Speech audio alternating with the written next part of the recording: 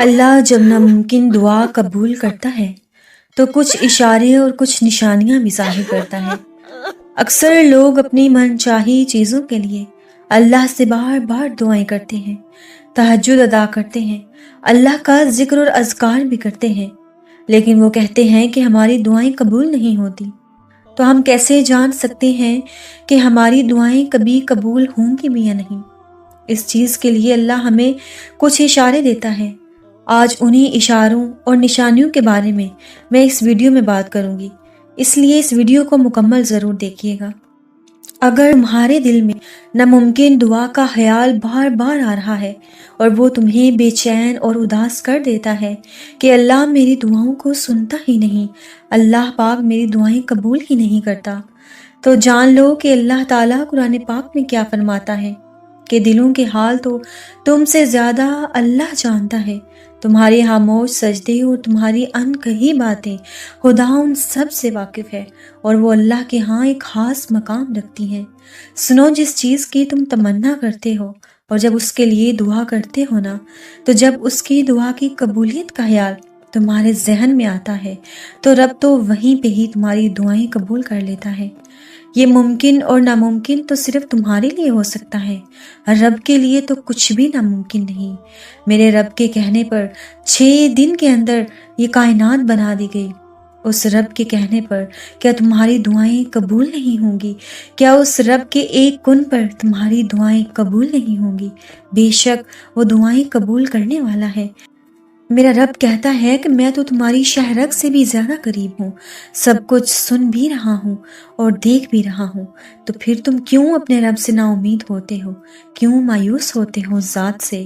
کبھی کبھار ایسا بھی ہوتا ہے کہ جب ہم جائے نماز پر اللہ تعالیٰ سے مانگنے کے لیے بیٹھتے ہیں تو آنکھوں سے آنسو نکل پاتے ہیں، اور نہ ہی زبان سے کوئی لفظ اور نہ ہی دعا لفظوں کی شکل میں کہی جاتی ہے، بس عجیب سی کیفیت ہوتی ہے۔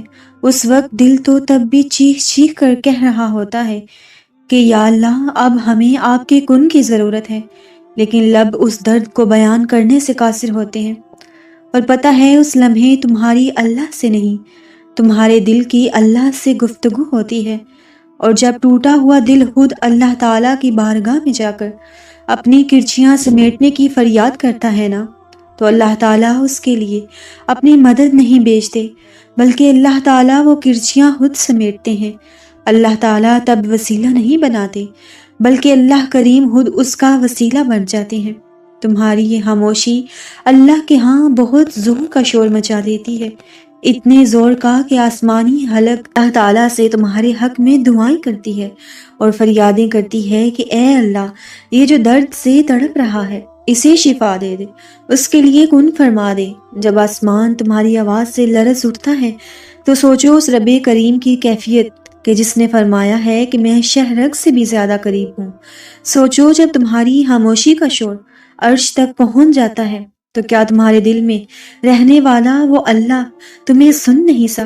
میرا اللہ تعالیٰ تو خود قرآن قدیم میں ارشاد کرتا ہے، وہ تو دلوں کی باتوں تک سے آگاہ ہے، اور زمین پر کوئی چلنے پھرنے والا ایسا نہیں مگر اس کا رزق اللہ کے ذمے ہے۔ وہ اس کے رہنے کی جگہ کو بھی خوب جانتا ہے اور جہاں سونپا جاتا ہے اسے بھی۔ یہ سب کچھ کتاب روشن میں لکھا ہوا ہے، اور وہی تو ہے جس نے آسمان اور زمین کو 6 دن میں بنایا، اور اس وقت اس کا عرش پانی پر تھا۔ وہ تو سب سنتا اور جانتا ہے، تب بھی جب تم کہتے نہیں یا جب تم کہنا نہیں چاہتے، وہ تو دھڑکن ہے اور دھڑکنوں کی ہی سنتا ہے۔ پھر ایسے معجزے کرتا ہے کہ دل پھر سے جی اٹھتا ہے اور دھڑکنیں پھر سے بحال ہو جاتی ہیں، اور وہ ویران آنکھیں پھر سے شکر سے بھر جاتی ہیں، اور پھر کرچیاں بھی سمیٹ دی جاتی ہیں اور شفا بھی مل جاتی ہے، کیونکہ وہ شخص کبھی نہیں ہار سکتا جس کی امید اور یقین اپنے اللہ پر ہو۔ اور اللہ تو قرآن مجید میں خود فرماتے ہیں کہ سب کو چھوڑ کر اندھا اعتبار کر لو مجھ پر، یقین کرو میں اپنے وعدوں کا بڑا ہی سچا ہوں۔ تمہارا راتوں کو اٹھ اٹھ کر دعائیں کرنا، اپنی دعاؤں کی قبولیت کے لیے معجزوں کا انتظار کرنا، تمہاری تڑپ، تمہاری جستجو، تمہارا رب کچھ نہیں بولا، وہ ان قریب تمہارے لیے معجزے کرے گا، تمہاری پسندیدہ چیز سے ملوا دے گا تمہیں۔ تمہارا بے چین ہو جانا بے وجہ نہیں ہے، اللہ تمہیں جلد ہی ہر وہ خوشی نصیب کر دے گا جس کے انتظار میں تم جائے نماز پر آنسو بہاتے ہو۔ مگر کچھ ویسے وسوسے ہیں جو تمہارے دل کو بے چین کر رہے ہیں کہ اللہ تمہاری دعائیں سن بھی رہا ہے یا نہیں۔ اللہ کے ہر کام میں کوئی نہ کوئی مصلحت ہوتی ہے۔ کبھی کبھی اللہ ایسی خواہشات سے ہمارا دل لگا دیتا ہے کہ جس کا ملنا ہمارے نصیب میں نہیں لکھا ہوتا، اور پھر ہم یہ کہتے ہیں کہ جب نصیب میں نہیں تو خواہش بھی کیوں رکھنی۔ تو سنو، اللہ تمہیں اس مقام پر لانا چاہتا ہے جہاں صرف اس کے محبوب بندے ہی جا سکتے ہیں، جہاں سب کی رسائی نہیں ہوتی۔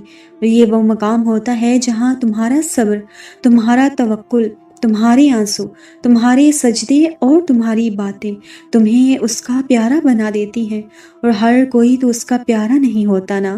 اس وقت تم اپنے لیے مانگتے مانگتے اس راستے پر چل پڑتے ہو جہاں پر آگے تمہیں تمہارا رب نظر آتا ہے۔ میرا رب تو قرآن پاک میں خود ارشاد کرتا ہے کہ ہم دیکھ رہے ہیں کہ تمہارا بار بار آسمان کی طرف منہ کرنا اور اداس ہو جانا۔ میں جانتی ہوں کہ تمہاری مانگی ہوئی دعا کے راستے تھوڑے سے مشکل ضرور ہیں، مگر کبھی کبھی غم اور پریشانیاں بھی تو ہماری خوشیوں کا ہی حصہ ہوتی ہیں نا۔ نصیب میں بھی اتنی طاقت نہیں ہے جتنی تمہاری دعاؤں میں ہے۔ اللہ رب العزت تمہیں اپنی چاہت سے گزار کر تمہاری چاہت تک لاتا ہے۔ جلد باز تم ہو، ورنہ وہ دیر نہیں کرتا۔ وہ جانتا ہے تمہاری دعاؤں کو کب اور کیسے تم تک پہنچانا ہے۔ تو پھر اللہ رب العزت سے رابطہ مت توڑو، صرف اس لیے اس سے منہ نہ موڑو کہ جو تم نے مانگا وہ تمہارے سوچے گئے وقت پر کیوں نہیں ملا۔ اور یاد رکھو، تمہاری مستقل دعائیں ہی ناممکن کی قبولیت کو ممکن بناتی ہیں۔ تمہارا یقین ہی تم پر وہ دروازے کھولتا ہے جن کو کھولنا کائنات کی کسی بھی شے کے بس میں نہیں۔ تمہارا صبر ہی تمہیں معجزوں سے ملواتا ہے، اور کن سے فیکون تک ہر ادھوری کہانی مکمل ہو جاتی ہے۔ تو یہ کبھی مت سوچنا کہ اللہ رب العزت تمہیں حالی حال واپس لوٹا دے گا۔ ایک وہی تو ہے جو تم سے اتنی محبت کرتا ہے جتنی نہ تم سے کسی نے کی اور نہ ہی تم نے کسی سے کی۔ اللہ تعالیٰ قرآن پاک میں ارشاد فرماتے ہیں، اور تم نے پہلی پیدائش تو جان ہی لی ہے، بھلا دیکھو تو جو کچھ تم بوتے ہو تو کیا تم اسے اگاتے ہو یا ہم اگاتے ہیں؟ اگر ہم چاہیں تو اسے چورا چورا کر دیں، سو تم باتیں بناتے رہ جاؤ کہ ہائے ہم تو تاوان میں پھنس گئے، بلکہ ہم بے نصیب رہ گئے۔ بھلا دیکھو تو جو پانی تم پیتے ہو، کیا تم نے اس کو بادل سے نازل کیا ہے یا ہم نازل کرتے ہیں؟ ہم چاہیں تو ہم اسے کھاری کر دیں، پھر تم شکر کیوں نہیں کرتے ہو؟ بھلا دیکھو تو جو آگ تم درخت سے نکالتے ہو، کیا تم نے اس کے درخت کو پیدا کیا ہے یا ہم پیدا کرتے ہیں؟ تو پھر اتنی میرے رب کی واضح آیات پڑھ کر بھی آپ اللہ کا شکر کیوں ادا نہیں کرتے؟ کیوں اس ذات کریم پر بھروسہ نہیں کرتے؟ وہ رب چاہے تو آج تمہارے معجزوں پر کن فرما دے، وہ رب چاہے تو تھوڑی دیر کے بعد فرما دے۔ اپنے اللہ پر یقین رکھو، یقین بھی ایسا کہ تمہارے پاس کچھ بھی نہ ہو پھر بھی تمہیں اعتماد ہو کہ تمہارا رب تمہیں گرنے نہیں دے گا، وہ تمہیں سنبھال لے گا۔ اس لیے دعاؤں کے قبول ہونے کے لیے دعاؤں پر یقین ہونا ضروری ہے، اپنے رب پر یقین ہونا بہت ضروری ہے۔ اللہ تعالیٰ آپ کی، میری اور ہم سب کی تمام مشکلات کو حل کرے، آمین یا رب العالمین۔